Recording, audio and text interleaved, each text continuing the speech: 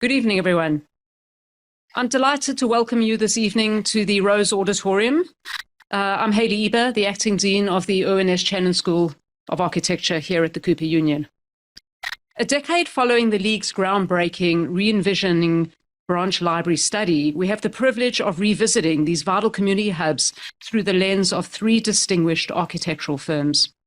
Tonight, they will share insights from their current and recent projects, highlighting the evolving role of branch libraries as essential geographic and civic anchors.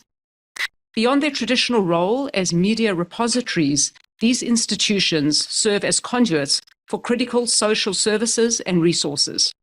As libraries continue to transform in both function and form, our inquiry delves into how architects can adopt a comprehensive approach to accessibility, addressing both programmatic and physical design considerations. I would like to extend our gratitude to the New York City Department of Cultural Affairs, in partnership with the City Council and the New York State Council of the Arts, with the support of the Office of the Governor and New York State Legislature for their generous support of this program. I would also like to express our appreciation to the members of the Architectural League, whose unwavering support makes this event, along with many others, possible. And for those interested in becoming part of this vibrant community, information for joining the League is available on their website. Furthermore, registration details are provided for those seeking continuation credits, education credits at check-in. And a special acknowledgement goes to League Board member Stella Betts and her partner David Levin, whose significant contributions have played a pivotal role in shaping tonight's program. Thank you. So before we delve into tonight's exploration of architecture, accessibility, and the evolving role of branch libraries in our communities, I'd like to introduce Leah Meisterlin, who will be moderating tonight's program.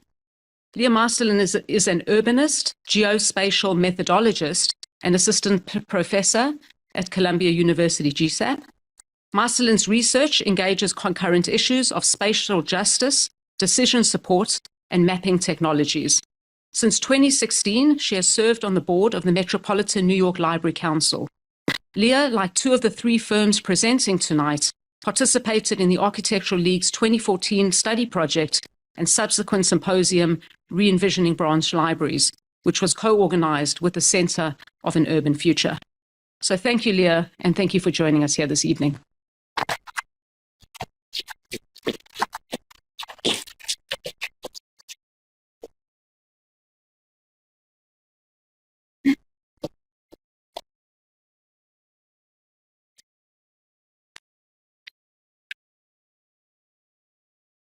Hi, everybody. Thank you, Hayley, for that introduction. I'm Leah Meisterlin. I will be moderating, and I'm going to give a very brief introduction of our speakers this evening. But first, a note about the program.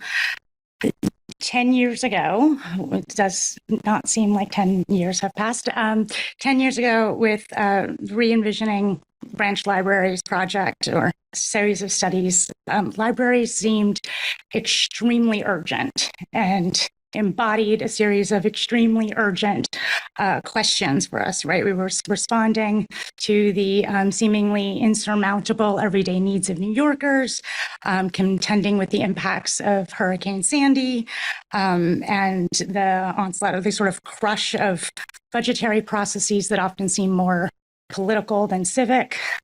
And now 10 years on, they seem even more urgent and more necessary, and intertwined and imbricated with even more sort of social, political, community-based and driven problems or questions with which the city and really the country are battling.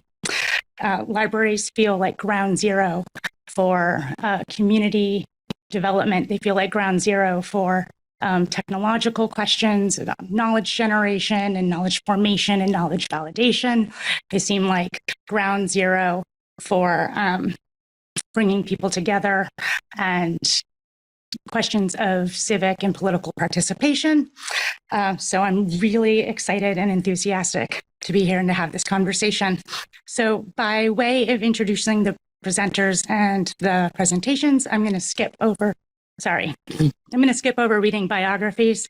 I'm assuming that at least 80% of everybody in the room right now is super aware of all of the work these folks have contributed to both the field and to libraries. So I'm going to keep this brief, and I'm going to try to avoid giving away any spoilers about the work they're going to show. In the order of the program, Stella Betts and David Levin of LEVENBETTS were, like was already said, integral to this evening's program, so thank you. They will be followed by Andrew Berman, who participated in the Re-Envisioning branch library study. Then Karen Fairbanks of Marble Fairbanks, with whom I had the pleasure of working 10 years ago on that study. Together, these presenters account for, I think, literally dozens of libraries of all shapes, sizes, forms.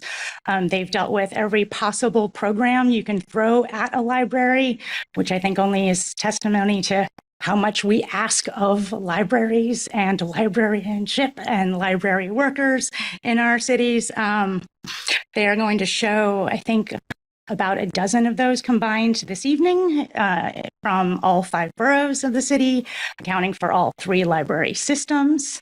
And with that, I say we get started.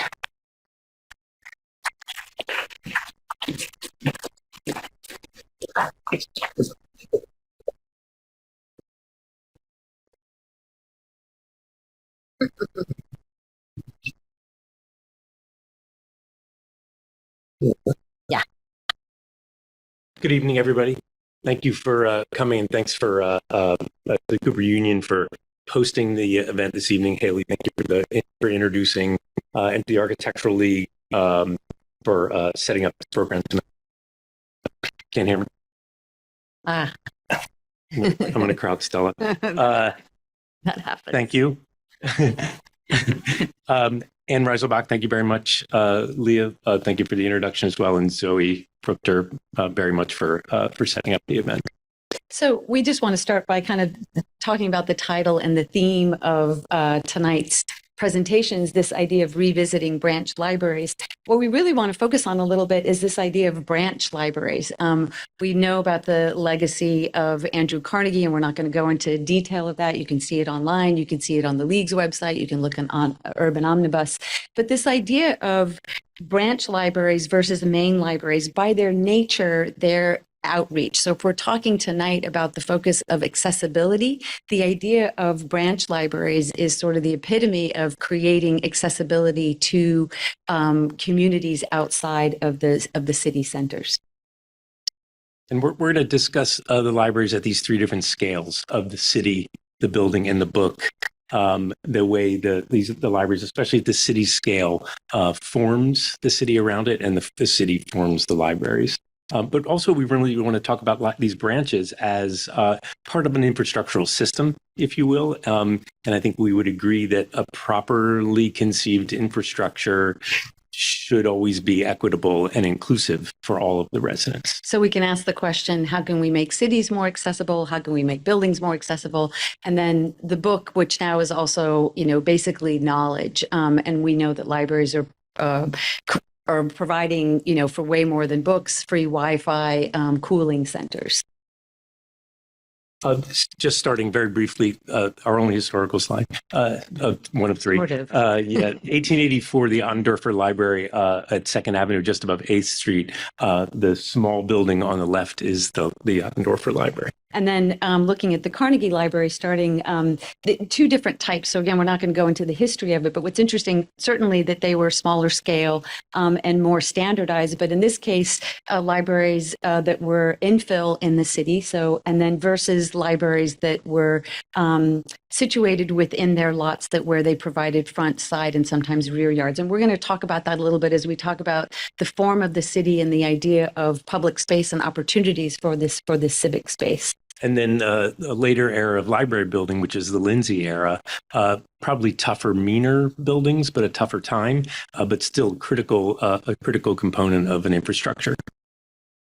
And then looking at sort of the scale of the book or the interiors, the idea of a more sort of accessible interior. This is an amazing study by Elizabeth Bellicella, just cataloging different reading rooms. But I think, what we'll all be talking about tonight is the scale of accessibility through furniture and books, but also, again, sort of what the different programs of the libraries offer.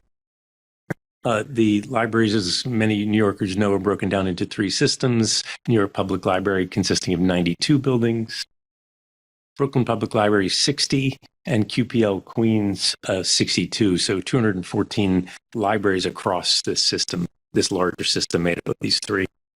And then, so we're working in 5 neighborhoods within the city. And I think what's so important for us is to really understand the particularities of these neighborhoods. They're all different. They have different demographics, different age groups, different needs. And the libraries, as we have learned and worked within, all need to meet these needs. So if we're talking about the form of the city and how the form of the city impacts the sort of accessibility of the libraries and vice versa, these are the 5 libraries that we're working on in terms of their existing building to lot relationship. And this is significant for us in terms of, is this also a pointer?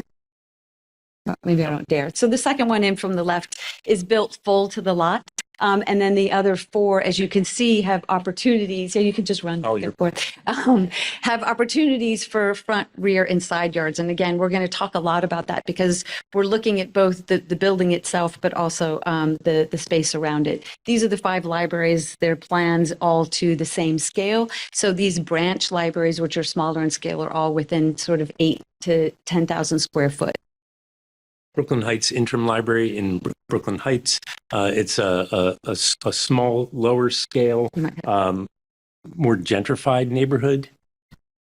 So the existing library, in this case, it was an interim library, was located inside an existing church, Our Lady of Lebanon in Brooklyn Heights. And the first challenge was one, creating an identity for Brooklyn Public Library within the library, but also, as you can see, the main entry having steps. So starting at the interior and kind of looking at the relationship of a library inside a church. So how do we create accessibility that's both from a physical accessibility, but also visual and welcoming? From the interior, this was a very small library. It was an interim library, but just the idea of creating shared light, so an equity of light to all the spaces.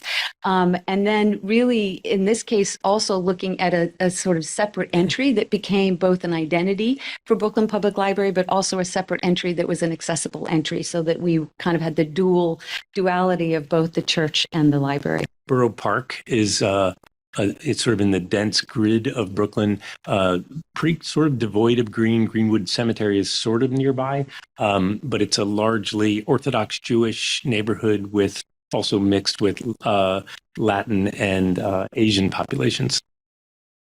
This is the original library from 1952, 1952-55, a 2-story library predating after Carnegie, predating Lindsay, and the building itself is then, as Stella was talking about, the form of the city is set inside of its lot, so side yards and a rear yard, but all concrete and fenced off. What we're doing is working with Elizabeth Kennedy landscape architects to bring the garden into that space as the buffer zone, but also in close proximity to the reading spaces. So this is the existing library as it is now. You can see there's a fence at the front. There's not really a transparency in terms of seeing into the library. And even though it has a front yard and a side yard, and there's accessibility of those yards, and it's sort of a hardscape. So this is the image of the library that will go into construction later this year, where there's more opening. We've removed the fence, created a garden as part of the library. So here again is the existing front entry. So you don't really see into the library.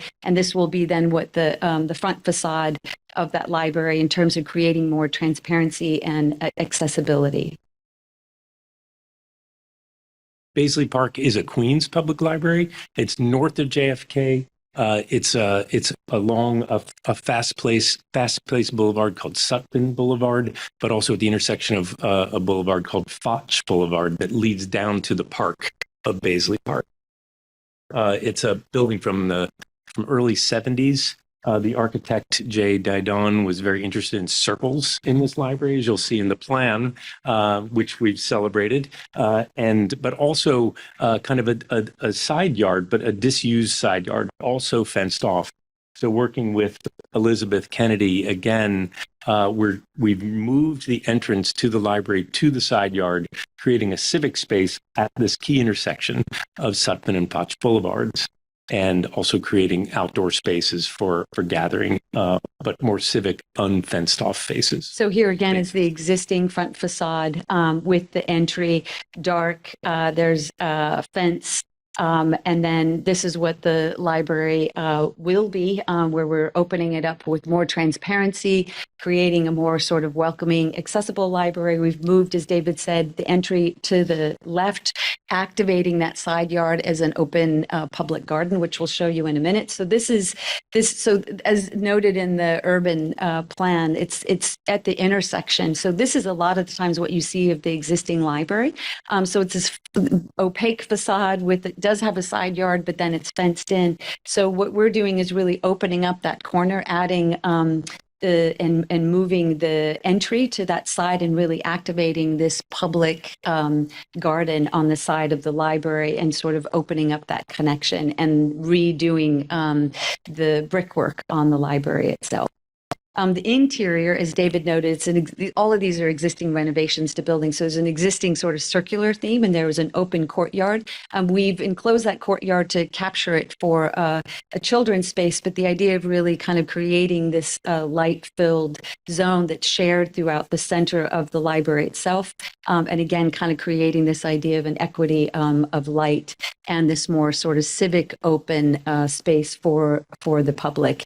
So a lot of these, as you can see, we're really interested in this integrating the outdoor space, the sort of public garden space with the building itself. All right, East Flatbush. We have 5 minutes. Yeah. Also in the grid of Brooklyn, a neighborhood sliced by large, very fast avenues. A Afro-Caribbean neighborhood. In the 50s, the first branch was open plate glass, about half the size that it is now. Renovated in the 80s into a rather lightless building. And this is how when we inherited the project, this is what the building looked like. So you can see this sort of very solid, opaque facade. And so this project that just finished in June, really opening up the facade, creating more transparency, welcoming you into that central reading room. It's a one-story, essentially flat facade. So one of the things that we tried to do is kind of soften that facade, creating a kind of pleated series of panels and graphics. And then creating that identity for Brooklyn Public Library. The organization of the interiors is actually really significant for us in terms of, as you'll see, we opened up some skylights in the center, so a centrally naturally lit reading room, but then having perimeter support spaces all around that. That did something that allowed us to actually eliminate almost entirely the corridor, so we're able to give that square footage back to the public space of the library itself. So this is what the existing library looked like before, so no connection to the street or visibility and no natural light. The section of the building was a sort of a sandwich of steel and wood falsework. We sliced 3 banks of skylights through, adding steel where needed, but mostly just posting up with wood skylights. The existing the structure of steel with the wood system, and then sort of surgically placing these skylights where there were steel beams and adding a little bit of structure as needed. So now the new reading room is full of light, the north-facing skylights, and this sort of idea of really transforming that central space and making connection back to the city, and this sort of central, naturally lit space that then has these perimeter rooms. All rooms, for the most part, are either have direct access to light or shared light through these perimeter translucent spaces. And that's where we added more sort of color and warmth, these niches or these other rooms that are around that perimeter. But again, the sort of emphasis is really kind of creating a more transparent and visually connection to the city itself. And finally, Red Hook.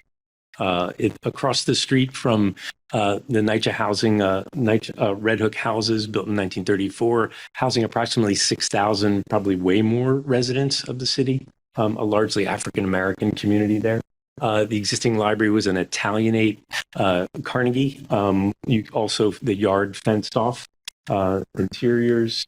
And this one burned down. Right. Burned in 1947. Right. The building pulled in from the corner with a fenced off yard 2 minutes and a disused garden on the side. It's okay. We're And then again, the landscape and working with the landscape to create a perimeter, an accessible space, fences come down, seating for the community, as well as private children's gardens. So this is the existing library on the corner of Dwight and you'll see it's changed as of Dwight and Walcott. So, not the entry was over to the right of a fenced in front and side yard. This library has yards on all four sides, but not really taking advantage of it. So this is the new library. It's under construction right now. So one, removing the fence, creating a garden space and civic space around the outside, creating more transparency, relocating the entry to the corner. And then you'll probably see the buildings taller and lifted, and that's the second part of the story here. The flood zone, which caused a whole series of issues that needed to be met in the building, especially in terms of dry flood proofing. The existing section, a thin slab on grade with this sort of T-beam, like a parking garage structure. So in order to meet, to create a bathtub and to resist the hydrostatic pressure of a flood, we had to raise the floor 18 inches, which then of course caused us, or enabled us, I should say, to raise the roof as well. So the existing, or the recently existing section on the left, the new section where we had to raise a little bit, but we proposed to raise a lot. To create a much more welcoming. And Angeline somewhere in the crowd smiling, I think, yes. from BPL. So once we had to raise the building to again counter the hydrostatic pressure, the floor plate raised, which meant that we had to raise the ceiling and the roof. But then that created the challenge of creating accessibility, and so we did an integrated landscape and a series of stairs and ramps around the building. So this is, again, the existing facade at Walcott. This is the proposed. You can see the sort of ramp slipping up the side with the stairs because the floor plate and the roof have to lift. This was on the Dwight side. This has the side garden and the seating. And so again, all of these, I think what we're looking at is just not just considering the building, but that civic garden space around. This is the interior as it existed previously. And so you'll see now with the raised roof ceiling, the kind of greater height to celebrate this sort of space of the library itself. And this was it about a couple of weeks ago. And then early yesterday. These jacks for lifting up the roof. Place in place. I'll just pass around my phone. It just happened yesterday. The roof raised like 6 feet and has a completely different sense. Crazy what has happened, but the quality of space that we can already see is so incredibly exciting. Thank you. Thank you.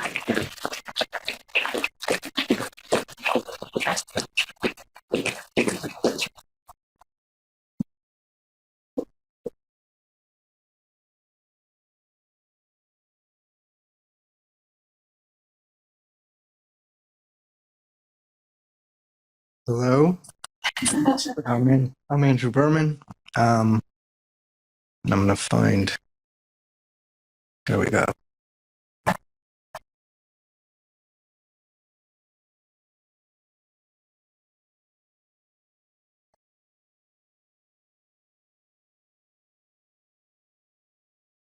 Very good. Thank you to Cooper Union. Thank you to the League for organizing this. This is to those of us who are involved with libraries. It's a very important topic, and it's good to be able to share. And thank you, David and Stella. That was really beautiful work. So I've been very fortunate as an architect to be able to work on branch libraries and to work on municipal libraries. And I'm fortunate because architecturally it's a very comfortable place for me to work. It's also as somebody who's grown up using libraries and feeling at home in libraries and excited in libraries. It's a nice place to be able to kind of visit as an adult and as a contributor. Now, in working on municipal libraries, which I've not done in New York City, but done in other states, I've seen there's the library can provide almost everything. They have just this incredible reach to provide a variety of programming. They tend to have a lot of space compared to New York City. Tends to have a lot of staff that's specialized in providing all sorts of services. I'm going to talk tonight about the branch libraries that I've worked on. And the branch libraries are anything but what the municipal libraries can be. They are lean, they're very tough, they are kind of constrained by space, constrained by staffing, constrained by funding, hours. But all of this is ultimately a good thing. It makes them really New York and really high performers. I'm going to start with just introducing a little bit of what I went through with the library study that the League and the Center for Urban Future supported 10 years ago, because this was very important to me as a way of getting a kind of analytical and in-depth look at what the libraries could be. So I focused on the branch libraries, and I really thought about the quotidian in the branches, thinking of them as existing buildings with existing parameters, all 214 of them needing dire work. And the way I really tried to approach it was to get out, look at them, do a lot of looking, listening, learning, kind of in the field, and then start to organize what I saw into implementable bite-sized thoughts. And some of these kind of basic goals that I developed in the study that I'm going to list right now, because I find applied to the work I do on a day-to-day basis with libraries. So the first is to increase transparency. The second is to extend access in all sorts of manners. The third is to organize information for the public. The fourth is to better utilize the residual spaces outside of the branch libraries. We just saw some really beautiful examples of that. Then is to optimize the meager amount of space that each branch library has, that no library is big enough for what it does. The next, which is a very kind of important thing, is to reorganize the books so that there's more space for people. The books in the model, the traditional Carnegie model, the books take up a lot of the library. And it's like a library warehouse, like stacks. And I think we have to really be able to move books, better present books, and now that's media as well, to make more space for people. Opening up sight lines is very important. Consolidating staff space, meaning less staff space, more public space for programming and patrons. And then I've had several projects that have just started with, we need more outlets. So it's integrating power and technology into the library. And then this study I did was kind of long. I had a lot of examples, but this is just one little example of what I developed. It was a kind of entry space for a library, a prototypical space. I called it an Ngawa space, which is based on a Japanese term, a traditional Japanese term for the perimeter space around a private space. It's a mediating space between the outside and the inside. And I thought of this as a 24/7 offering for the public library, where one could get digital access, one could get some kind of toehold into the information of the system, maybe drop off a book or pick up your book. Another thing that I focused on was the spaces outside the library, how to make the spaces usable, welcoming. A lot of what people use the libraries for in New York City is to get Wi-Fi. And so why not give them a space outside so they can sit and get Wi-Fi 24/7? And then at the end of the study, I did some test fits, if you will, little design studies. This is the New Amsterdam branch, which is my local library. This is the Walt Whitman branch in Brooklyn. This is a Carnegie. This was a particularly kind of disorganized Carnegie when I visited it. We reorganized it. We added an addition, put in a reading garden, and then an orchard. Another view. And then this is the Hunts Point branch in the Bronx. And for here, I proposed a full renovation, a conversion of a garage into a community room, and then a kind of land grab to take what is a closed off street and make a reading garden, and to also make a garden for the neighborhood.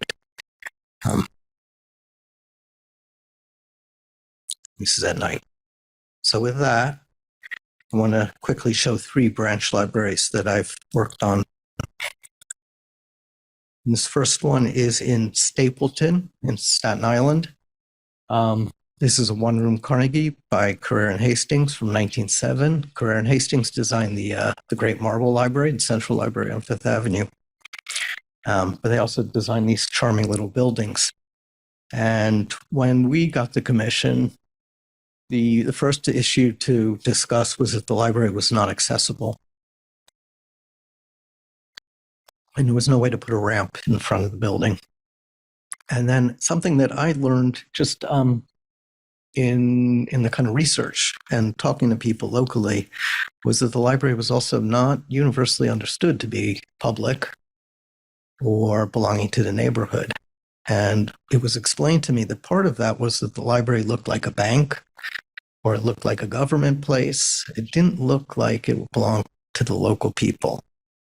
And then another point that was made that I thought was very interesting was you couldn't see into the building.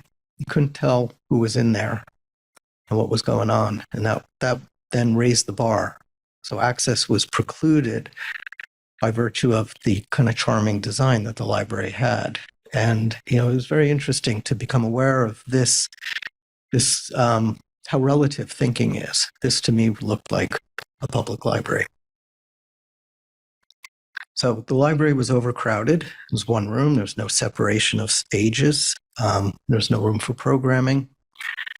And there was fortunately a lot behind the library. This lot had been public.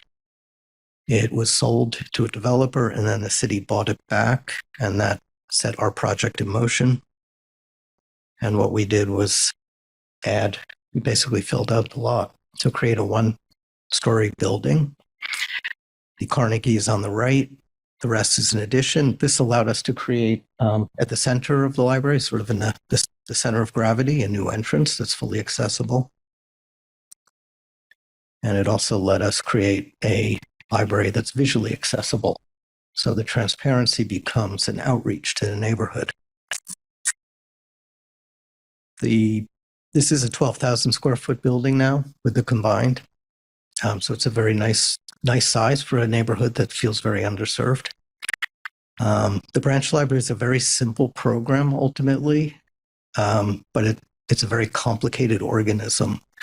And in simple terms, the libraries are comprised of adult areas, teen areas, and children's areas. And those areas need to not have generally physical barriers, but they need to have clear demarcation lines.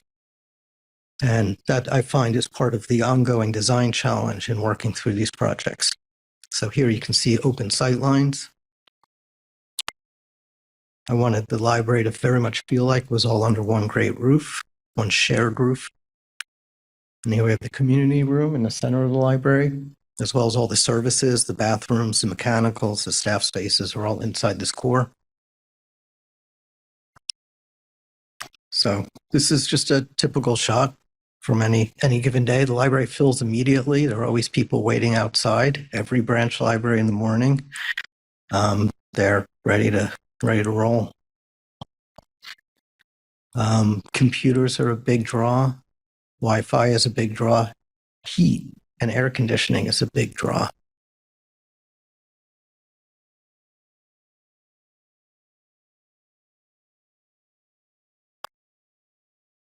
As Stella and David mentioned, furniture is very important. Having a range of furniture, different seating options, giving people choices, I find is very important to signaling that people are welcome, but also allowing for comfort. Teenagers come in after school. The computers are really central to the teen area. Here and I always want to do this. I want to mix the technology and the books so that there isn't a hierarchy The books are just everywhere.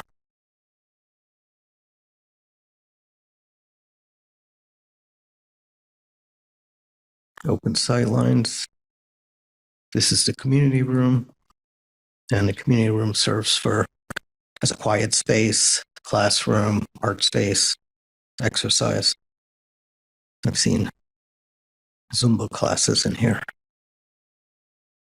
And then the original Carnegie Library, once it was cleared out, it was turned over to the children, and it's now a grand space rather than a cluttered space.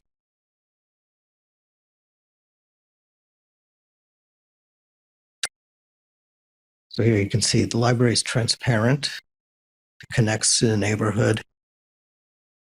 People can really see themselves inside, and that itself is a welcoming.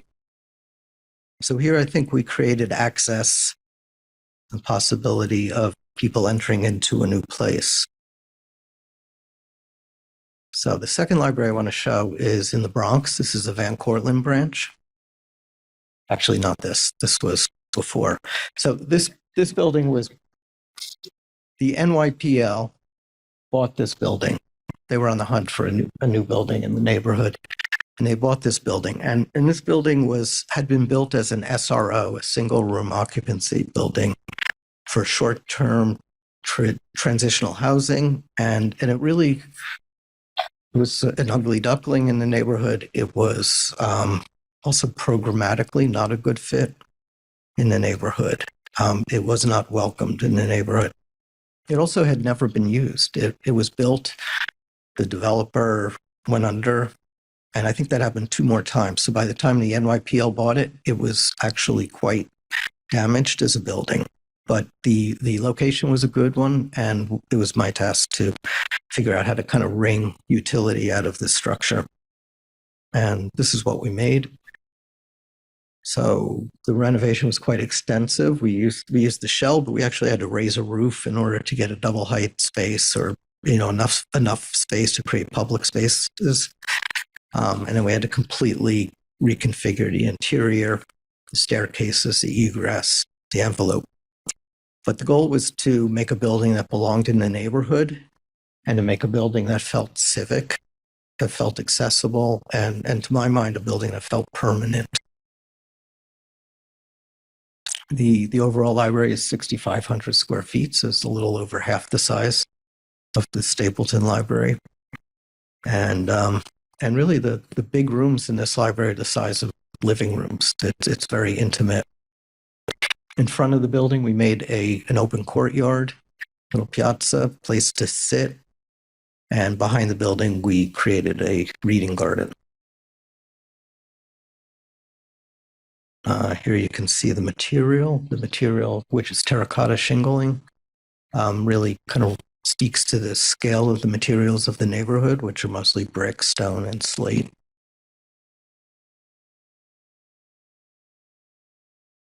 This is the entryway, making a space out front where one can chat or wait for your ride, wait for parents, wait for a friend.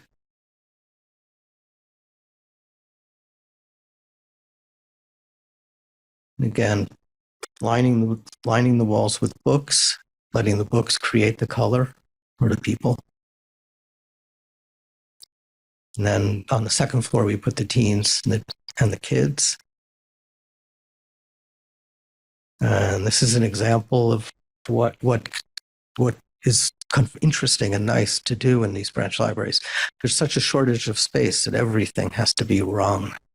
So here a window becomes a window seat, and it becomes a place scaled to the kids, or scaled to a mother and a daughter, and then it puts the public in the window, and so the window, those people can be seen out in the neighborhood. And again, it's kind of this announcement of I am public. There weren't really any views to be had here, so I had to compose little views.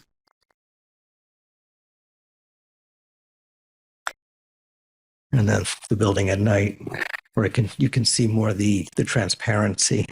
So here the library provides access to the neighborhood, access to people, and really access to opportunities. And this last project I'm going to show is the Inwood Branch Public Library in Inwood, which is the northernmost neighborhood in Manhattan. This project's under construction. And this project is actually kind of a new or evolving model for the public library in developing property. In this project, they took down an existing library, a two-story library, and then combined the lot for the library with the parking lot, which you see straight ahead. The parking lot belonged to the Board of Ed. The library belonged to the NYPL. And then this combination capitalizes on an upzoning of the parts of Inwood. So under the Bloomberg administration, the zoning laws were changed. So you could build from 2 stories to 14 stories. So all of a sudden there was an awful lot of available space or volume to put on this site. And the NYPL partnered with the New York Department of Housing and Preservation and Development and the Board of Ed to create a design competition. And this competition called for a new public library, which is the anchor of the building. And then with that, there are 174 units of deeply affordable housing, a job training center, a universal pre-K, and a community center. And Fogarty Finger Architects were the lead architects for this, and that they built the building, they designed the building, and they invited me, and Ranger Development, who was the developer, invited me to design the library. We also worked with Cloth, which is a local community group. So a rendering of the library as it will be. It's an anchor on Broadway. And this public library is 20,000 square feet. So it's actually getting up there in size, much bigger than most of the branch libraries. And the adults are on the ground floor. The kids and the teens are on the ground floor. The adults are up front on Broadway. The kids and teens are in the back overlooking an athletic fields and a school. And then on the second floor, a lot more space, a lot more books, a community room, classroom. Here you can see the library on the ground floor and the second floor, community facilities down below, and then the 174 units of housing, which Chris Fogarty designed up above. So this is the building from earlier this week. And we're looking across Broadway. The library is more or less the full width of the building. The rendering. This is what you would see as you entered, coming in through a low area into a double height space. This was an opportunity to think grand, to think about really making a building that felt civic, as an anchor on Broadway, which is so busy, and also given that this is a facility in the base of a very big building, the biggest building new to the neighborhood, the library itself needed, I think, to be large and generous. So this is, again, from earlier this week. Under construction, about 2 more months to go.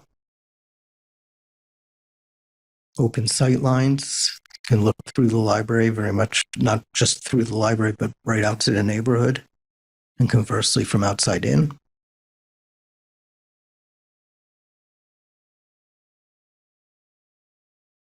There are a couple double height spaces. This is up front by Broadway, where there's a soft north light that comes in. And on the upper level, there are going to be all sorts of seating options, different types of furniture. It's all surrounded by books under a great skylight. So each branch library is a place for access for the public, for information, but also access to calm and concentration, a place to access, hopefully, a desired state of mind. Thank you.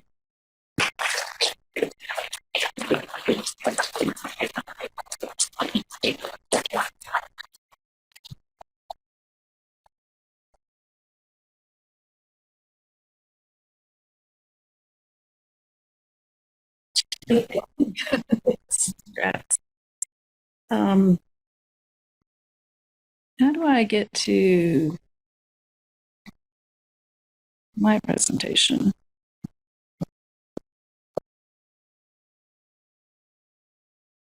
Are you guys going to change it to? Oh, okay. Okay. Thanks. Is this the big switch back to the? Is this yours? No. No, that was Andrew's. Oh, there we go. Oh, great. Thank you.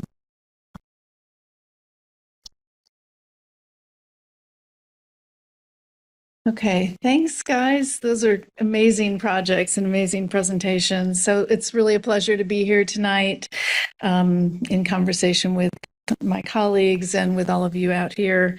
Thanks to the League and all that helped organize this event. Our firm is privileged to be working on such important public buildings as libraries. And as you've heard, in New York City, our three amazing public library systems innately understand their mission to be as broadly inclusive as possible. They do that by being in continual dialogue with their communities, and they radically innovate around programming and events. So they're really some of the most relevant and trusted places we have in the city. And architecture becomes the infrastructure for that and the framework for this. Every project we've worked on, library project, is an opportunity to calibrate the library to new and evolving needs. And for us, accessibility and equity in the built environment intersects with many other questions we've been working on in our projects. You know, questions such as identity. Who is the library for? And does the identity resonate with the mission to be broadly inclusive? In connection, how does the library connect its users to its resources? Who has access to the resources and how are they preserved, maintained, and cared for? Community, how does the library reflect the values and needs of its community? And access, where are the barriers to entry? How can we signal and encourage, anticipate participation and engagement? Equity, do the spaces provide a broad range of ways to learn and work? And do they provide a diversity of sensory experiences?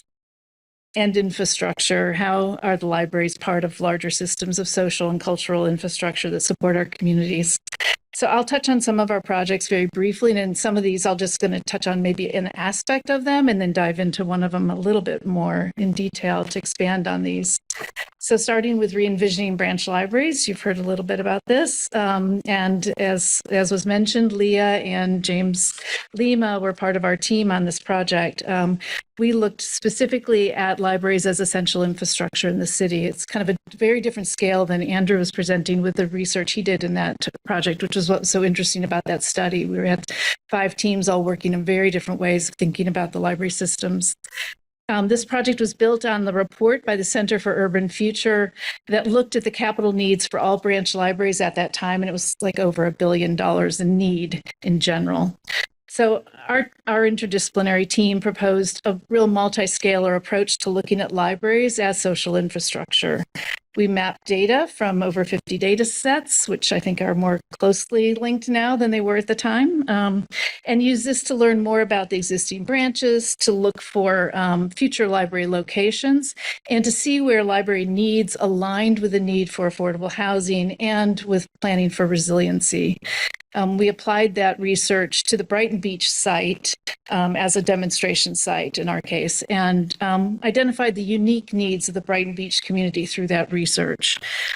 So our team proposed that rather than seeing the needs of libraries and affordable housing and resilience planning as competing priorities in what are already tight budgets, that the city could align these priorities in future projects. And now there are a few examples in New York City, and Andrew just showed us one of them, how we expand opportunities for the public libraries to upgrade their buildings, to address access, to increase their resources and services by working at the intersection of the needs of libraries and housing. And this is work our team has continued to work on after this project up here, and we continue to work on today and expanding those ideas around the city. Glen Oaks Branch Library is in part of the Queens Library System. It serves one of the most ethnically diverse communities in Queens, of a population of about 30,000 people from over 50 countries, speaking 30 different languages. This has a story like you've heard on some of these other projects by my colleagues. There was a Lindsay Box building on the site. The building's on a corner facing a large urban street, Union Turnpike, and a smaller residential side street. And we had the ability to use both the side yard and the front to create outdoor public space to invite the community to linger and rest in this area. It also has an enclosed garden space off the teen space in the outside. I'm only going to focus on the question of identity in this building and not taking you on the inside. So the identity of the library is connected to the word search, which is written as an ephemeral projection of sunlight onto the facade. It's not always there. So the movement of the word is connected to the fact that the building's in one particular site and there's changing daily seasonal conditions around it. So as you can see, it shifts across the building. In the summer, the words might be longer and more stretched out. If a cloud passes, it might disappear. So we were interested in the many meanings of the word search and how those meanings relate to libraries as both places and portals, physical and virtual. And at street level, we've developed an abstract graphic pattern on the storefront that's part of the shading strategy, but is also meant to resemble books sit on a shelf from a distance when you're looking at it. But when you're up close, it actually has the word search translated into the 30 languages that are spoken in this community. We wanted every family in the neighborhood to find the word search in their primary language and be encouraged to enter the building. And our hope is that by connecting in this way to the community, we've not only eliminated physical barriers through the new building design, but also helped remove some of the social barriers to entry. The Schomburg Center for Research in Black Culture, I guess I kind of cheated here. This isn't a branch library, and I'll talk about that. Were we supposed to just do branches? So it's a research library within the New York Public Library System. It's a campus of buildings, actually, between 135th and 136th Street. And it includes a Carnegie building on the left side of the slide here. And the long brick building facing Malcolm X was designed by Max Bond. The Schomburg has a collection of over 10 million artifacts, extensive film, digital and video recordings, as well as art and artifacts, manuscripts, archives, papers. It's considered one of the most significant collection in the world of materials of history and culture of people of African descent. So as a research library and not a branch library, it's primarily accessed by scholars rather than the local community. Khalil Muhammad, who was the second of the 3 directors we worked with over the course of this project, wanted the community, those walking by, to know about the materials inside and to be drawn in. So, and he was actually particularly interested in reaching teens and thought that if we use digital media, that would also be a good way to encourage them to become interested in the contents of the building. So we looked at developing strategies to turn the building inside out, using a new addition on the corner and displaying some of the collections on the exterior, revealing them to the community. And then we also developed a wide range of reading rooms, research spaces, archives for the different divisions of the Schomburg, responding to the specific needs of working with different media in different ways and to care for and preserve the collections. And so the newly designed public galleries, the bookstore on the street corner, and the signage welcome new patrons and also activate and contribute to the streetscape. The Greenpoint Public Library and Environmental Education Center is a new building for the Brooklyn Public Library System. And this has a very similar story to Red Hook. It started with the Carnegie And then there was a Lindsay Box building on the site. In this case, we had to take down even the Lindsay Box and start over. They wanted to double size of the existing branch. So this new library proposes a really novel and unique partnership. It's a library and environmental education center.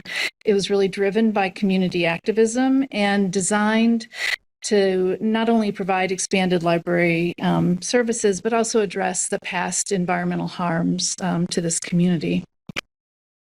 On the left is one of the first maps we did when we were drawing this and thinking about this project. It overlays like the green spaces in the area, the nearby industrial zones, the schools, the school-aged children. The red dot is Greenpoint Library.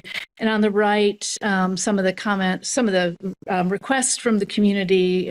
This project, throughout the whole project, we worked with the Community Advisory Committee that had a large impact on how the building was programmed, and a lot of workshops, obviously, for the community as well.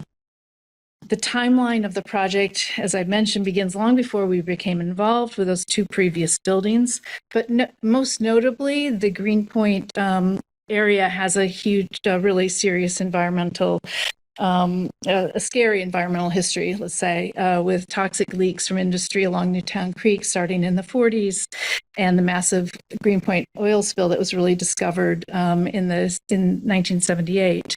So community activism around environmental concerns and environmental justice continues today. And it was the community's decision to put $5 million of their settlement funds that they got from Exxon into this building that really kind of transformed and shaped this project. So given the community interests, the project goals, and our understanding of the limited amount of outdoor space, we developed an approach to the massing of the building that allows for us to maximize outdoor spaces and set up three really unique landscape spaces in the building. We worked with Scape for our landscape architects. They were actually involved in all three of our public library buildings, all three projects that I've shown. And these three levels on the roof, you see it's labeled here Alpine Classroom. There's a classroom space and demonstration garden and pollinator garden. On the roof of the second floor, off the second floor is a reading garden. We call it the Nest. It's accessible off of the community spaces on that second floor landing. And then at the street level, there's a civic streetscape with outcroppings that align with like geological history of the site and plantings and a bioswale. This civic space is, you can see here in this image, it provides outdoor space for the community. It provides a place to sit, to linger, to use the Wi-Fi. It basically invites you into the library, even if you're not going in the library. It invites you to be part of the space of the library. The point of arrival is a point of connection, circulation, information. It's a visual connection to the reading garden up above. And this desk where the librarian sits to welcome you is also a desk for patrons. As the desk turns around and bends around in plan here, you have seating for the community sit at the same desk as the librarian to sit and ask questions and get support. Both the children and the adults are on the same level, the lower level of the building, the main entry level, and both have great visual connection to the outdoors as well. And again, coming at the library from the other direction, I should have mentioned back a couple slides. Can I go back? Here, from this corner, the site slopes up very gradually to the entry. And when you come from the other side, there's a couple of steps up, and you're seeing the kind of relationship again to the seats outside the building and your visual connection to the adult reading area. And when you land at the second floor, the stairs and the elevator both arrive at this place. You're on the right slide here. You're in a lounge space that's really adjacent to and connected to the outdoor space, the reading nest.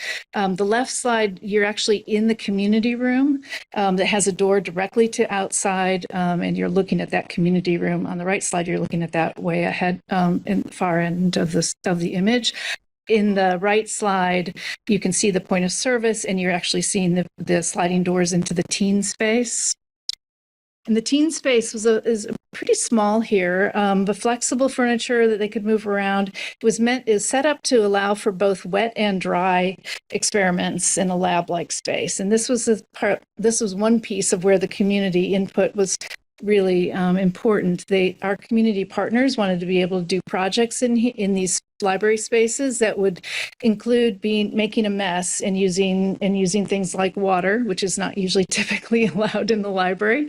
So each of the teen room the teen space here and the community rooms, which I'll show you in a second, all have long space with stainless steel counters, refrigerators, sinks, so they can get specimens, bring them back, they can plant plants and take them outside, and they can do all the programming that they envisioned they'd want to do for the community.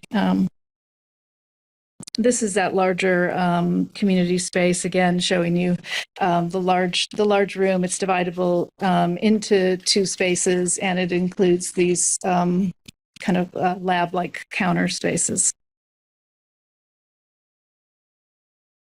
And then again, back to the aerial view, you're seeing on the right, the pump on the top roof is pumping, the kids are pumping water up from the cistern that's collecting water on the other roof, the space off the second floor, so they can take care of the garden. And then from the street view, whoops, sorry about that. From the street side, just to note from the street view that this building really is a teaching tool about sustainable practices, and throughout the building there are educational moments that are highlighted both in the inside and the outside, talking about the building systems, talking about the material choices, the landscape, and how that works.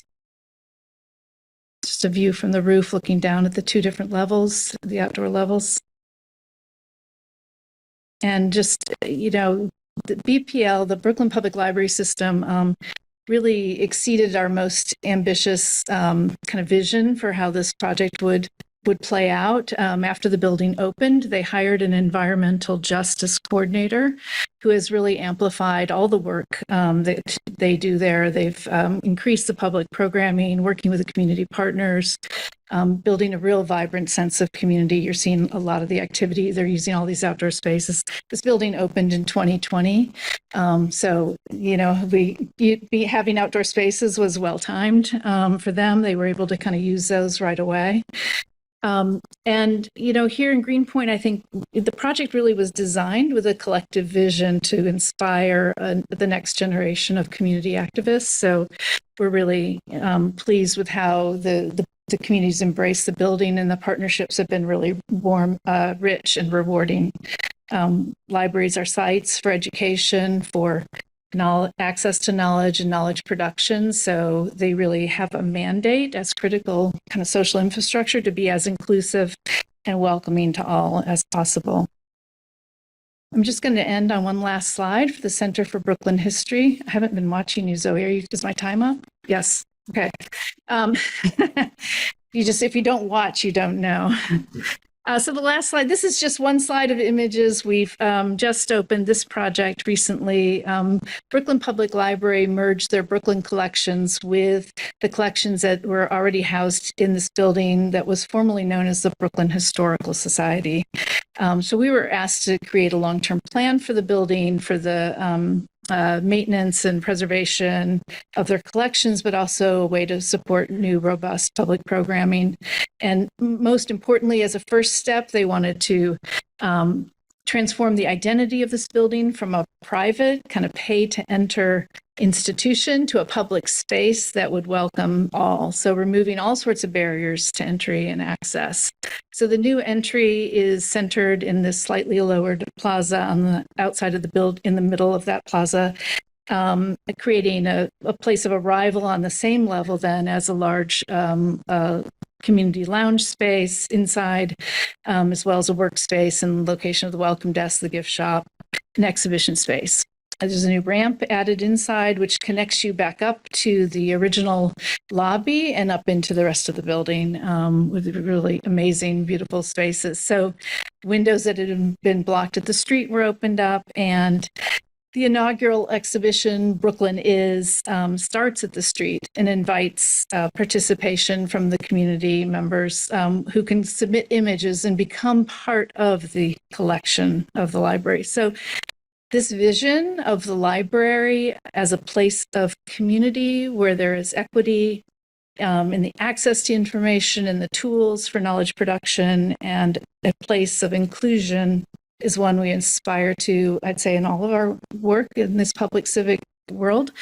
But it's easy in a way to prioritize these things when you're working with public libraries because their mission is so aligned with those goals. That said, I think there's always opportunities for us to do more. Thank you.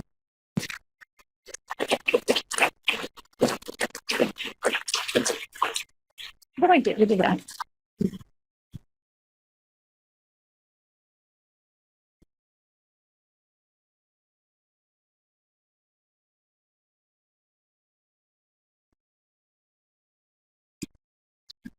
Do you want me to close this?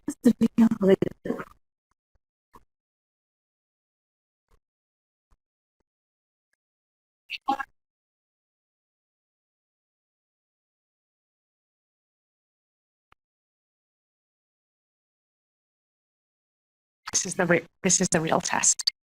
Okay. Wow. I'm realizing now I didn't properly say thank you for inviting me to do this, but now I'm deeply grateful for the opportunity to do this. That was incredible. And so I have I'm just going to pull together a few of the overlapping themes, and before we open it up for broader questions from everybody. I have a few questions, but I'm really going to see my role as giving you an opportunity to keep going, because that was awesome, and 15 minutes is probably not enough. Okay. I find, I'm going to start where Karen sort of left off, because I'm really moved, honestly. We are here to talk about access and accessibility within libraries. And I'm extremely moved by the extent to which all of you in your work and the projects you've shown, and really in the ethos you brought to your work in libraries, kind of embody and take very seriously what Karen described as libraries having a mandate for inclusion, right? I think a lot of us will get frustrated, or we're mindful of the fact that in architecture and accessibility conversations, we will, we all know some who are satisfied with hitting the ADA checklist, treating it as a checklist, or we know that the conversation often starts and stops close to that, right? And so long, and we sort of satisfy a series of requirements, maybe as an afterthought, maybe as a series of measurements we check later.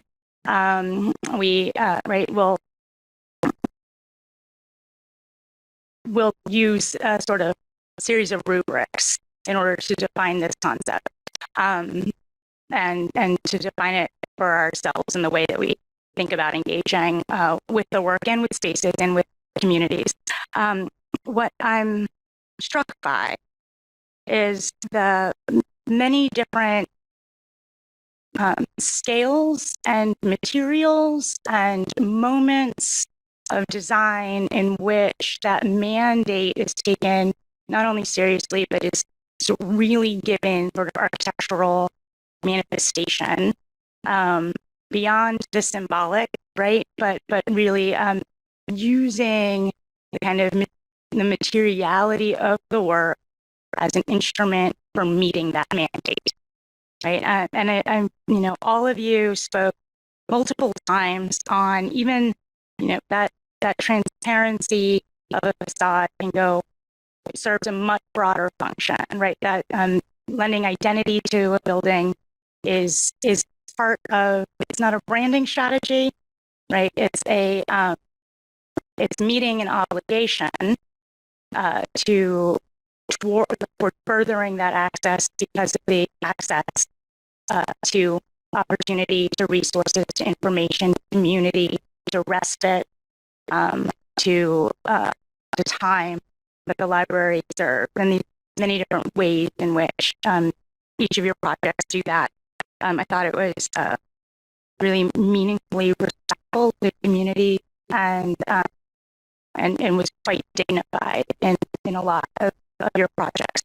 I was wondering if any of you wanted to give you more time, honestly, to speak to it, to sort of talk through, if you would like, some of these broader themes of inclusion and the kind of moments, whether it's the way you can expand a facade to expand time, right, or something else on that note.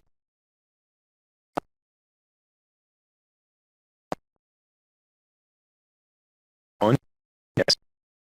One of the things that I noted in all of the projects was really, I think, we were the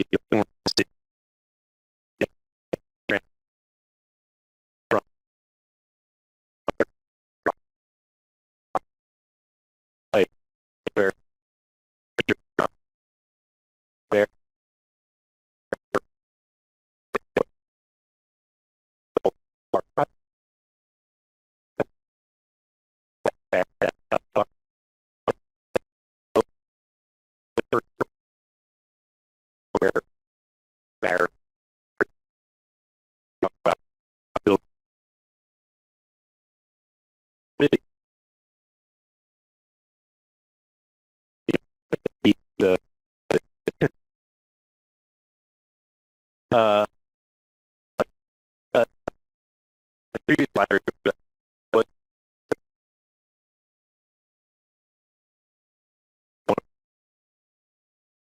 very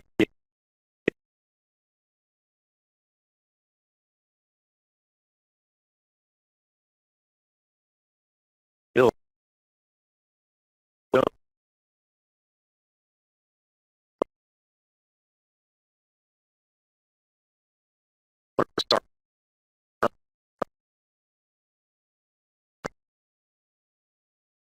The GEEK is the Greenpoint Environmental Education Center, the acronym. And what's interesting is that that building by zoning was supposed to meet the street wall. It was not supposed to have that corner outdoor space, which we had to kind of convince the library was worth fighting for, because we did believe so strongly that it was a great place to allow for the community to kind of have a space, an internet space. Related to that, though, is this kind of question: when the library owns that space, they also have to maintain it. So there were a lot of questions, and especially in Greenpoint, when you introduce that much landscape, is how do they actually maintain and care for that? And what, that's a lot of work. So all these choices and all these discussions are really interesting. One is that the library had some outdoor space, but it was gated off. And then how do you, so if you open that up, now you actually have to maintain.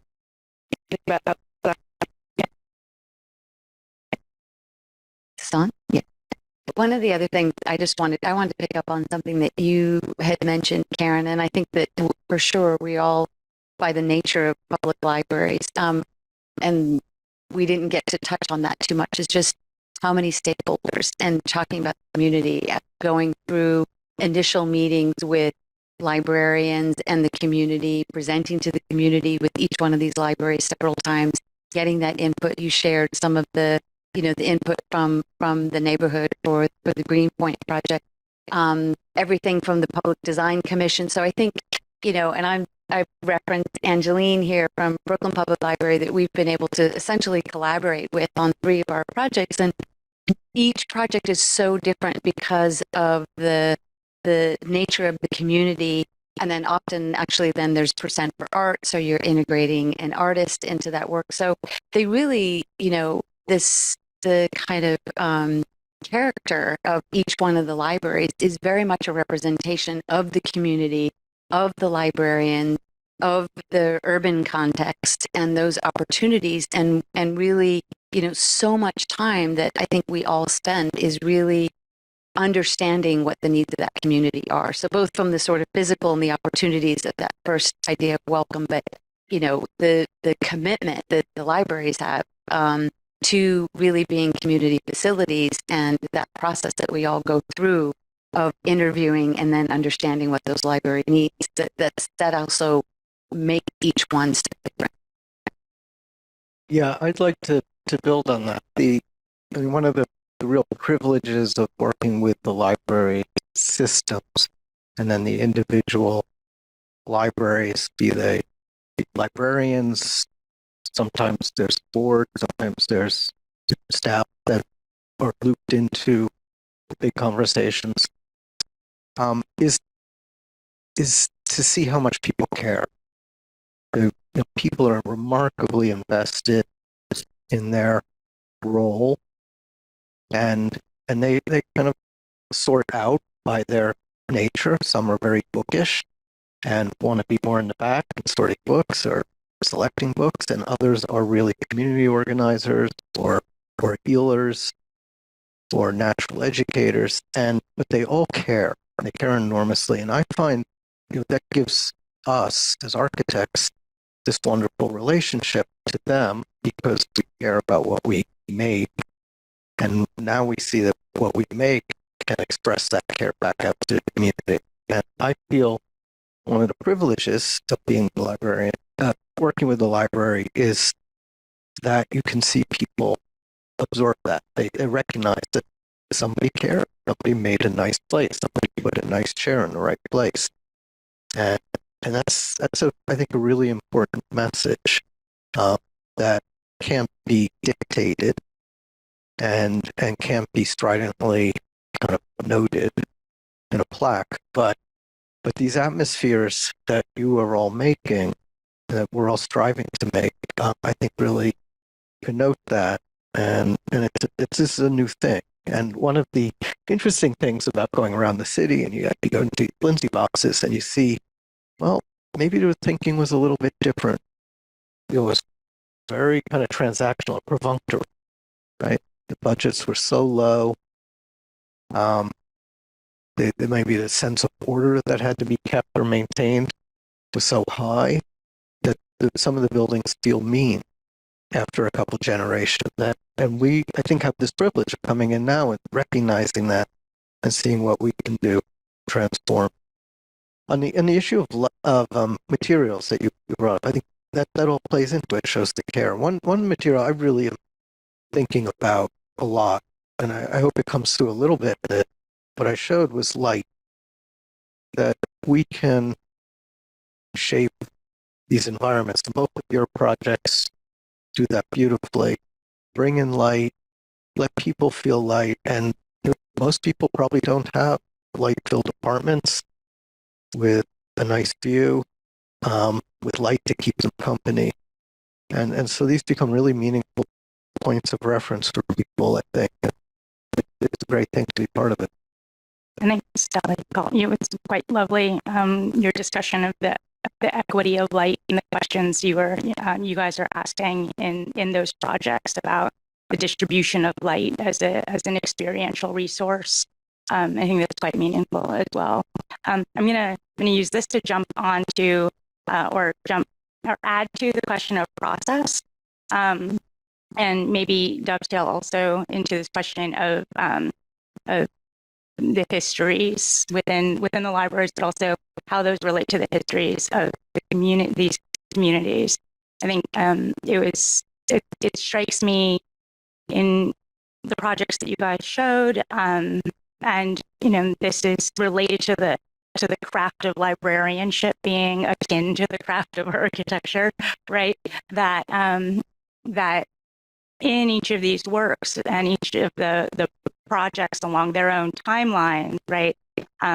There's this interplay between program and process, or program as process, or process, not only design process, but engagement processes as their own programs, right? There's the engagement processes that play into how each project comes together, how the design decisions that are made, but ultimately you're also designing for further engagement processes that spin out and that speak with communities that have to be able to evolve as needs evolve, as crises erupt, as we saw in 2020 and we saw it during Sandy, and we saw it, and that some of those they're playing out in the timeline of your own engagement with the libraries and with the library system as a project is developed. But then so you are in many of your examples, I think it was amazing that you each spoke to the history of each of the sites, because you inherit a kind of community's relationship to their library, however productive or unproductive that may be, right? And some of those legacies are problematic. Some of their environmental legacies are very problematic. And so there's not only a question of, I think it's one thing to say when we talk about questions of inclusion and inclusivity, how communities are engaged through a design process. It's another thing entirely to zoom out on that and to recognize that our community engagement practices are one spoke in a very longer time wheel. I'm going to go with nonlinear time in this conversation, in this example, right? And I was wondering if I know you have a couple like stories of just because projects take a while to finish and what we know after that we wish we knew before, or if you wanted to elaborate on some of those process-oriented outcomes or process as program and vice versa.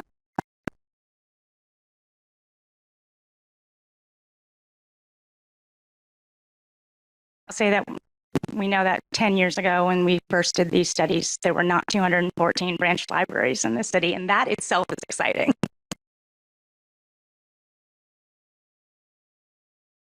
Well, I can say that one of the interesting things about work on these types of projects is to get a sense of neighborhoods that they sit within. There's a lot of, I find research is very important. Research is really about exposure, being in the areas, seeing them, get a sense of the grain of a place, the populations that are there. I was just extremely struck when we worked on Stapleton, how this felt like a unserved part of the city. It barely felt like it was part of a great city. It didn't feel like it was part of a great city because it's just isolated. There was no public space. Had I had more time, I would have shown a lot of images of the neighborhood because I find it very interesting. But getting this kind of feel as a beginning point in the libraries, I think, is a very helpful thing because in a way we are designing for people we never get to speak to. And as much as there is community input, it tends to be somewhat filtered. And my experience in working with the NYPL is they're very well organized. And so they can really bring a lot of information very quickly to a project, which is remarkably helpful. And it's different than working perhaps out in a different kind of community where there might be a lot of user groups and real big outreach programs. But I think it's part of our job is to understand who we really are designing for. So it's the system, it's the librarians, and then it's all these people we'll never know until we come after the building is open and just watch them as voyeurs and we're talk to them conversational. But one of the things that I've learned from that is the people who use the libraries are very good architecture critics. They see everything, they understand everything, and they have the language to describe everything, despite they're not being trained as architects. Told that early read that a lot of people don't know that their library building then to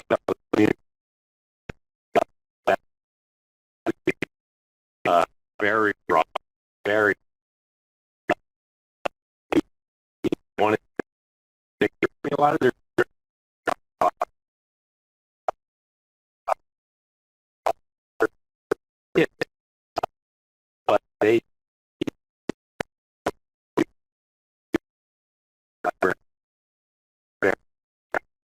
within. So, that now, but then it is not correct.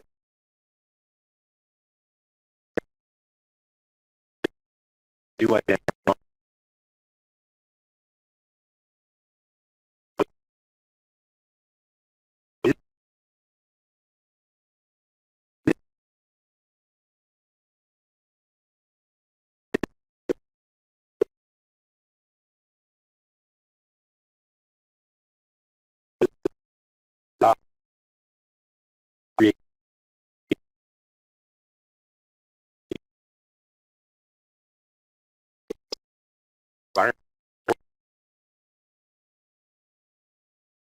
Just want to say a brief thing, just bringing it back both to this idea of light and understanding that, the libraries have a history and they have a future, and we're just part of a sort of moment. And I think a lot of times, even though we're given at different times of the project, and to your point, these projects take a long time. Sometimes the librarians that we meet with initially are not the librarians that are there by the time the library opens. So I think there is, working closely with, in our case, either Brooklyn Public Library or Queens Public Library, to sort of understand those specifics, but to design in a way that's not prescriptive. But this is where the idea of light comes in, to be hyper specific about a quality of space, and its access to views or access to light or acoustic isolation or flexibility. But so that level, to be as hyper specific as we can, but in terms of programming, to kind of recognize that these need to move to the future, and what might be specific now might change. And so being less prescriptive about programmatic requirements, but being as specific as we can about the space making. And I think that's kind of one way to sort of find our place and understand that we're just kind of a moment, and when the library's done, it gets handed over, and then it gets used and misused in ways that we didn't imagine, and to kind of welcome that. I would just add a couple things about process. I think over the course of the libraries we've worked on, the engagement with the community has changed in every one, and that actually to today, where I think the library systems in general have put much more emphasis and much more focus on that front end engagement in a really great way. And that's pretty exciting, I think, as to have seen that evolve and to be part of that process. Still a question of, are we reaching everybody when we do engagement? I see a lot of colleagues out in the room here who do a lot of this, and maybe a lot more than we do. And so there's a lot of lessons that we all can learn from each other about how to best do engagement, that you reach to people who might not come forward in these community events or might not speak up in these organized events. And related to the question of, specifically to the question of accessibility, I don't know that we had anybody who had the lived and embodied experiences in these conversations, which would be something we would want to aim for and target going forward in future projects. And then just related to the programming question, I think that the libraries rely quite a bit on their community partners, which is why I mentioned that a lot at Greenpoint. Like, to do all the programming they do, they're constantly partnering with other groups. So for us, that moment of having a community advisory committee partner through the entire process, coming back and looking at the project, was not just a list of what they wanted for the spaces, but also just talking about what they might do in that library, what kinds of things they could bring forward, and what that space would allow them to do that they couldn't do at their existing sites. Like at the North Brooklyn Boat Club, they don't have space to do the research project they'd like to do with the community, so they can now do those in the library. So it kind of works both ways. The library is a shelf for the community, but also the community partners to actually reimagine themselves through the I'm being told that it is no longer my turn to ask questions. It is everybody else's turn, should you want to take a turn. We have a shared mic over here, which can, I think, it not sure if it travels. It could travel.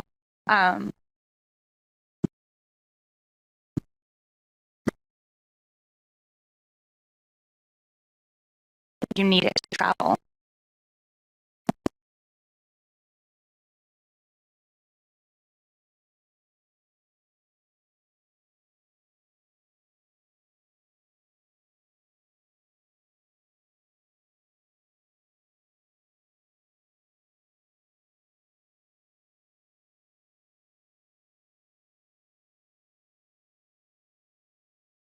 Yes, and I'll repeat it. No, so everybody else can hear you too. Go for it.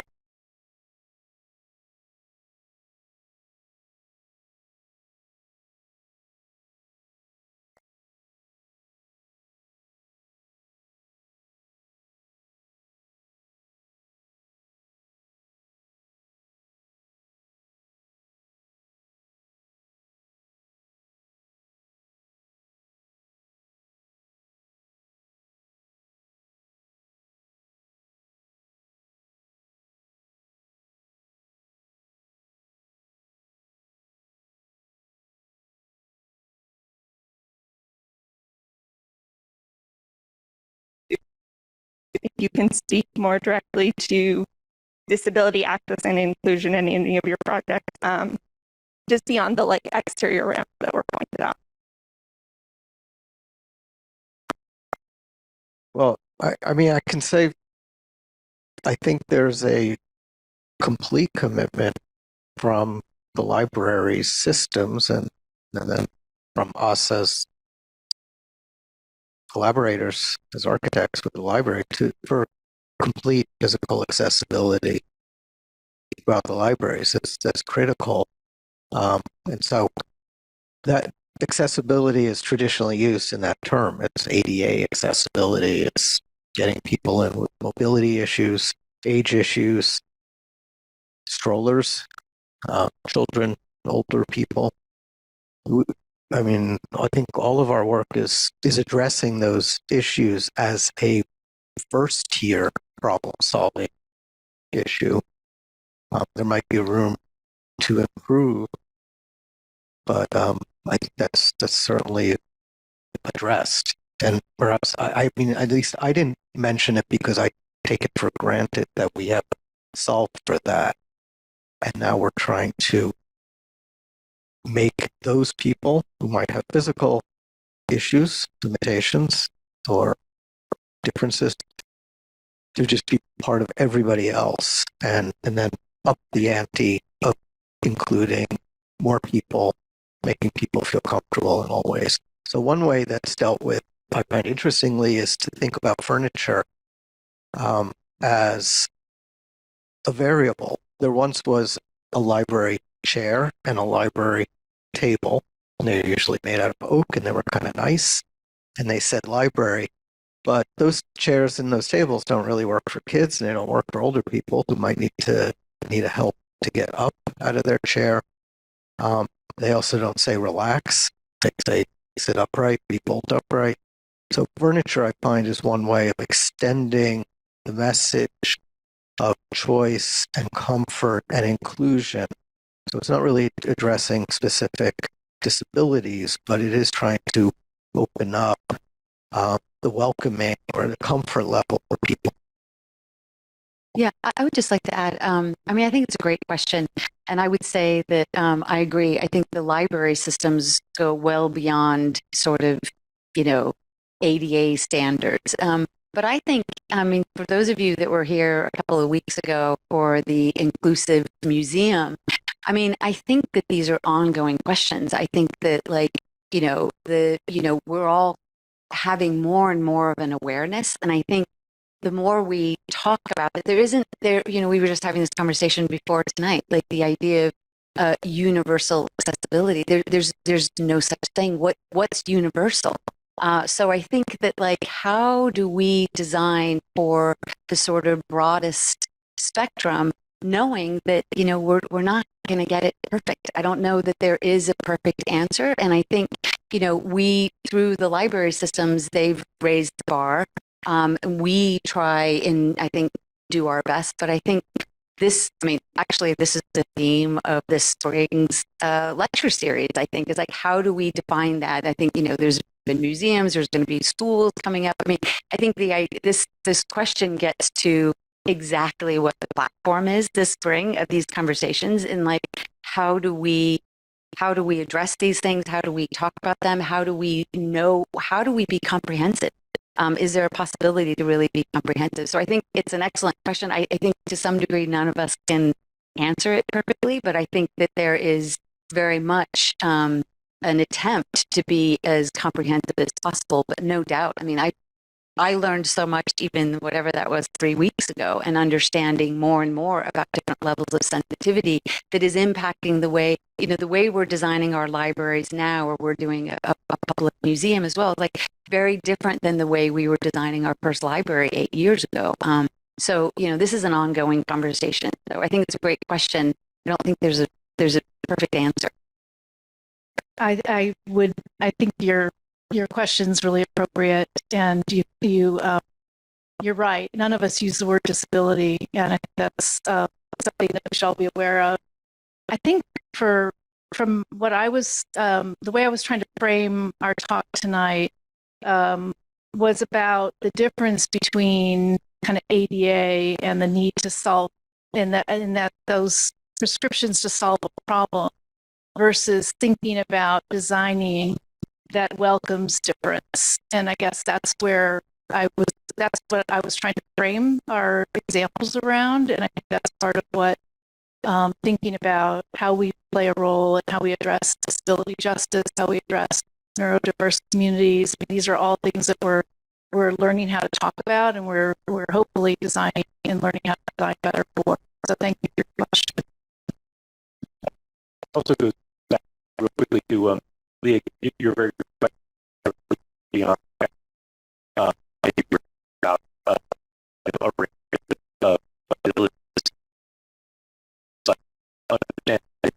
what that, but then you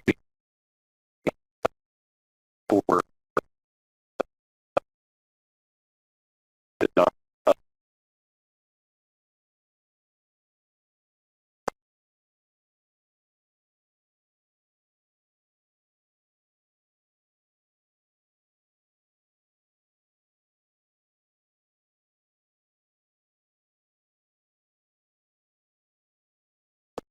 Yeah, I will. Thank you so much for that. That was incredibly moving and may have shed a tear or two. My question is that libraries are fundamentally and inherently a public entity. And you sort of took that idea and just so beautifully and profoundly ran with it. As you know, with the city of New York City is up for new zoning laws. And my question to you as architect is, what you did with these libraries was create a space that is just so beautifully inclusive and profound that it will probably take care of the well-being of the communities for like years to come. So how can that idea be transferred to other spaces beyond libraries? How can we give that land back, that space back, that well-being to the community beyond libraries? Make librarians the clients for all your other buildings too.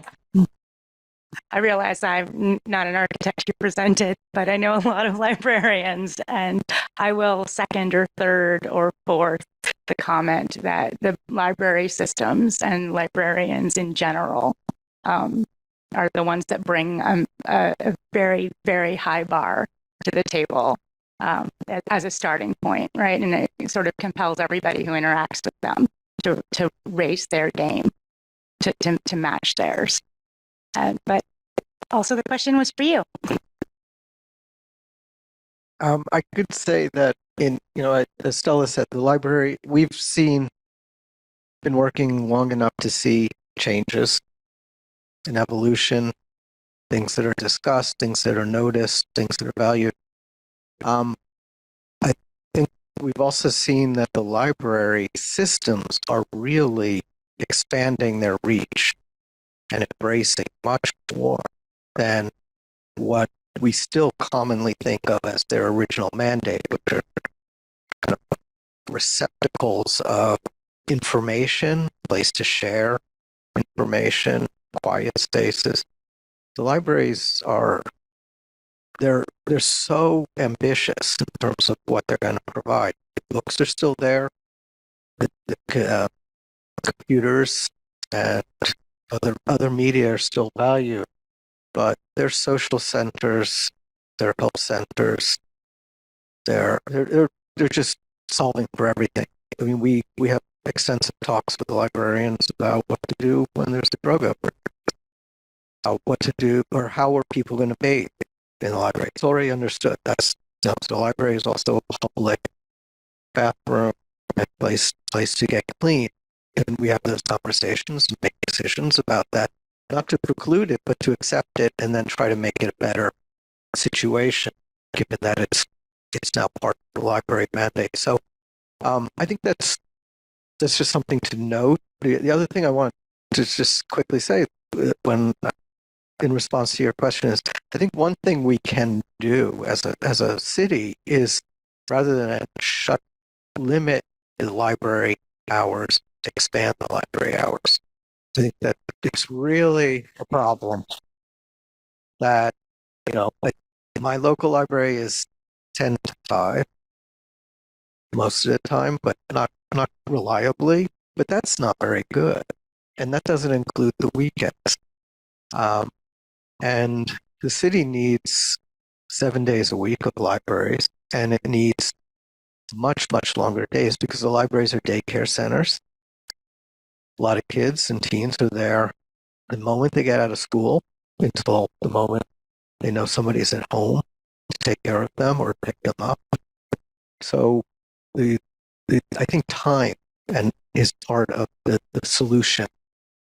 Maybe budget or Yep. Okay. I was just gonna, as we conclude, since we're a little bit over, I want to thank everybody so much for your time on stage and off, and plug 2 of the other events in the current work series that are coming up this spring around the as a reference, the theme of accessibility, but trying very hard to think broadly and critically through that lens. Learning lessons with and from disability justice communities, but trying to understand, again, it's becoming a catchphrase, but beyond the ADA, like really, that we come back to that as built environment professionals, but trying to learn and expand our imagination about what that can mean in all kinds of different spaces. So April 2nd, we have an event thinking about supportive housing and housing. And April 23rd, we have an event about tools and thinking, again, along those lines in both of those typologies. So thank you very, very much for coming today and sticking around.